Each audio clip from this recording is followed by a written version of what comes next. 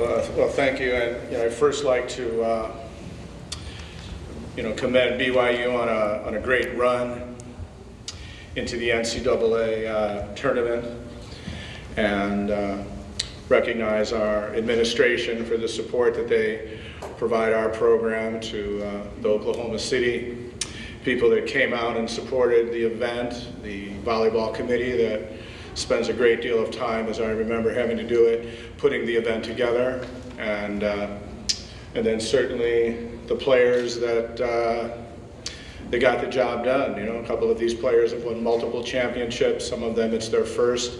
So I'm thrilled. I thought we had a great game plan. I thought the players worked really hard at executing it, and we feel great about tonight's result. Okay, thank you. Now we'll take questions for our student athletes. Who's got the microphone? Right in the middle front. Lee Feinswap from Volleyball Magazine. Megan, how's it feel to be the MVP? It feels great. Something that I've never experienced before, but I mean, there's 19 other girls in the coaching staff that led me to where I am today, so I give all the credit to them. I mean, I just stuck to the game plan that all of my coaching staff put hours and hours and hours of work in, and then my teammates just give me the great balls to set, they tell me where to hit. It's all of them, so I really commend them for their hard work. Considering the circumstances, I mean, it's got to be the best two back-to-back matches you've ever had, I would think. Sure. I don't know. I mean, it's great, and it happened at a good time, so I'm glad that we were able to come out on top against a really good, hot BYU team. They deserve to be there too. Good question on the left front, and then we'll move back a little bit. Jack Hammond with Volleyball Magazine. Micah, it seemed you ran a lot of the offense through the right side, both slides. In other words, you're nodding yes. Tell us about it, please. That was our game plan. So I tried to, put some good balls up, and so we could attack their, right back and move the ball around a little bit, because they've got number 19, it's a pretty big girl. So we wanted to try to, limit the balls over there and, execute our game plan. We did a good job of that. Question on the outside. It was in the paper today. She gave the scouting report this morning in the newspaper. But it was a good plan. It worked. Jenny Carlson with the Oklahoman. Micah, I hate to ask the proverbial, how does this feel, but how does this feel? It's pretty cool, What's hitting me now is that I am not coming back to play with my girls. I've been around them for a long time. They're like a family to me, so it's really weird for me right now. I think I'll wake up tomorrow and be like, I want to go back to state, and train and do prowler and see everyone cry and throw up and stuff. It's great, but I'm just gonna miss the Penn State family, and it's just weird to be an alum, but it's a great way to end my career here. Question in the front middle, and then we'll go back to the left. First, Megan, what's it been like to play with Micah and have her as your setter? I've played with her for 3 years, and the girl has heart. She's competitive, and she's one of the most steady and confident people I've ever met on the court, and been able to play with her is just an incredible feeling. I mean, not just her, but all the seniors, Dom, Lacey, and Mia. They've been with me my whole road here, and Ayana, but she's coming back another year, so that's exciting. But it's just all of them together, Micah included. It's an amazing feeling to be able to play with such a great group of girls, and we're going to be really, really missing them when they leave, because they have an incredible amount of poise and leadership in them. Same question about Micah, please. It's been awesome to play with Micah. I remember, back when we were 14 years old, and I met her at a USA camp, and when I heard she was coming to Penn State, I was super stoked, because I remember, playing with her. She was super tough, and her bringing that to our team was really awesome. She has great leadership, and very, like Megan said, very steady, calm player. She keeps me calm, and it's awesome, and it's pretty sad to see her go. We got a question over on the outside left. Jack. I hate to keep up the Micah train, but it seemed like Micah was really mixing things up for you guys, just tempo and those sorts of things. And obviously you want to avoid Hampson, but just the ability to sort of mix that up for you guys as hitters, how did that impact things? You know, I thought our passing was really good and it allowed her to run whoever she wanted. And we said that from the very beginning, whoever wins the serve pass game is going to win. And so I think passing was really good at the beginning, which allowed her to do whatever she wanted with the ball. She could dump it, she could hold a block, she could set one-on-one. So, I mean, we had a game plan, and the game plan necessarily wasn't to keep it away from Hampton, but it was like, you know, if we have a good swing, go for it. You know, they're a reason that they're a good blocking team in the #1. So it was just be smart with when you don't have the perfect swing, and you know, just keep the ball in play when we have to. And it was a great game plan that we executed really well. And I think it started with Micah. So it was great that we were able to do what we were supposed to do. Front, middle. Micah, somewhere in the last couple of days, I think I heard you're from around here. Yeah, seriously, 1 year ago, this night we talked about it. You know, hey, the thing's here in Oklahoma City next year. Now that, with all the questions and all that's happened, and you actually have come back here and won, now can you put it in some kind of perspective? You know, a year ago, I was kind of skeptical about how are we going to get back there? You know, it's a long season, got a lot of young girls, but you know, we got in there with the young girls, and looking back, you know, they play hard and they're really talented girls, and I think juniors and seniors, we really tried to show them the way, and you know, it all paid off. So that's what we do it for. Question on the outside left. Micah, as you were talking about not wanting to leave these girls, it sort of strikes me that there's been a lot of talk about your local family, but being that far away from home, that family extended to something different. Is that sort of what that gut feeling you're feeling right now? Yeah, do you mean like my Penn State family? Yeah. Yeah, absolutely. You know, it's going to be weird because that's been my life for 4 years. You know, I've poured my heart and soul into this team, and you know, I hope that I left my mark there. And you know, it's just going to be hard to finally leave and cut the cord. You know. For the first 20-something years, what were you doing if you're doing so much in the last decade? Well, you know, it was a different era.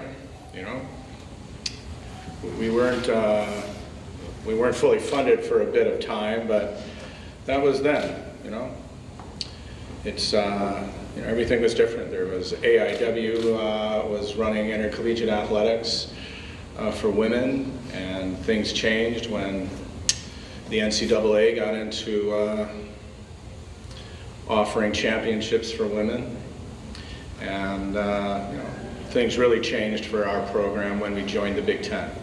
That's when we became fully funded. That's when we received a full staff. All of those things happened, but it's not about 30 or 40 years ago. It's about these kids tonight.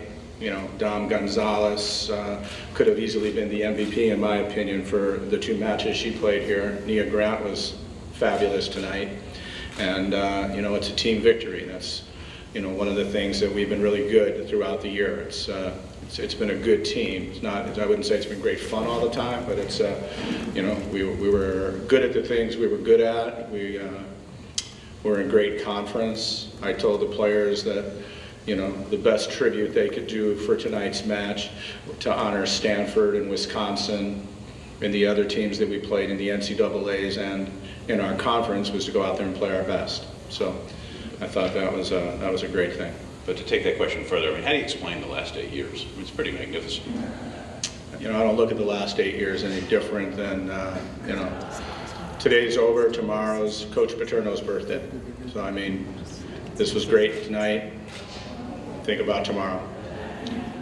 Got a question on the left, I'll come to the front. Coach, Micah mentioned hoping she left a legacy in your program. Obviously, there's a long legacy that preceded her, but what do you think she's left as a legacy?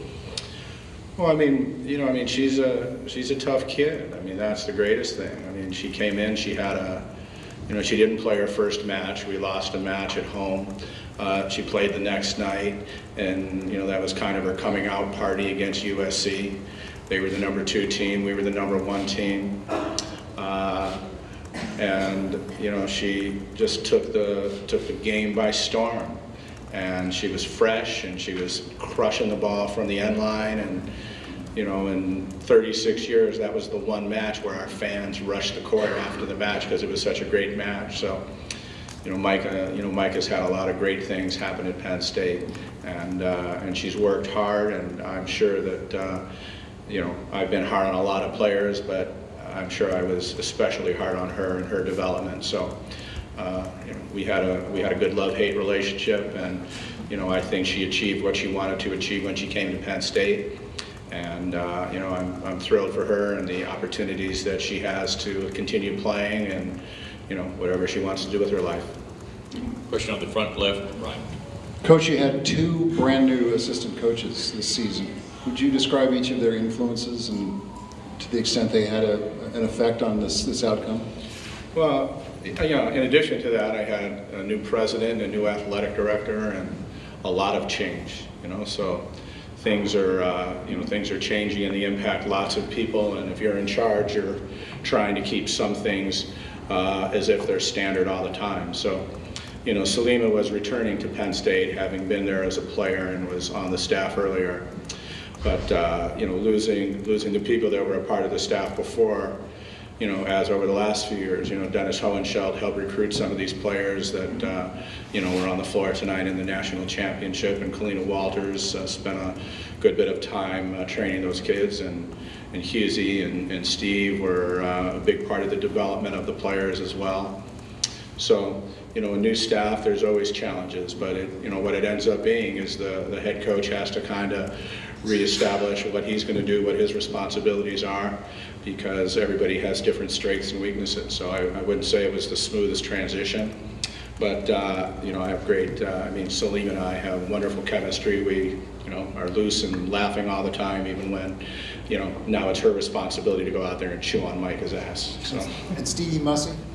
Yeah, Stevie came in with, good recommendations from people that I had great opinions of. Dennis, she worked with Dennis at Virginia, and Jim McLaughlin was her coach, and he had great things to say about her. So, I thought, she, it's maybe tougher for her than it was for Salima, but, it's going to be tougher yet because they got a lot of work to do. Further questions for Coach? Last call. We got one more question in the front. Lee's not going to quit. How does this one feel compared to the others? Well, it's such a great thing. I don't think it's, we're not trying to hoard them by any. We're just like everybody else. We're trying to do the best we can. We represent a great university and a great conference, and it was, I talked to a lot of coaches in the last couple of days from our conference that, I asked them what they thought we needed to do to be better and what we needed to do to beat Stanford and beat BYU, and it's, I'm just appreciative of the fact that those people are willing to help and not be so territorial about it and say, well, we don't want you to be successful because it hurts us. This was great for this group of kids. This team was different. It was a new staff. Sandy comes in as a new AD, thinks, man, this is easy. I was at Cal all those years, and hey, come to Penn State. Yeah, who would have thought?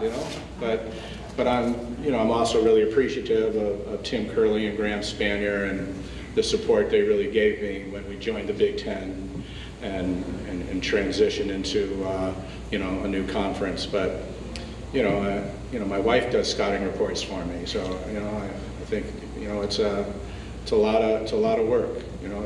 Nothing is easy. It would be naive to think that it's easy, and but I don't know. I just don't know how you would compare something like this. I think you just really embrace it for what it is. Just because I don't jump around and get all excited doesn't mean I'm not thrilled. But it's every day. That's my job, to try and make these sort of things happen. It's not like I'm taking the day off every day, a couple days a week, and thinking, gee, what are our chances of winning if I don't work? I have to work because I'm around some people that don't understand the meaning of going hard all the time. So I wear on some people, but there's a lot of other jobs and other schools to kids to go to, and I'm open to all of those things.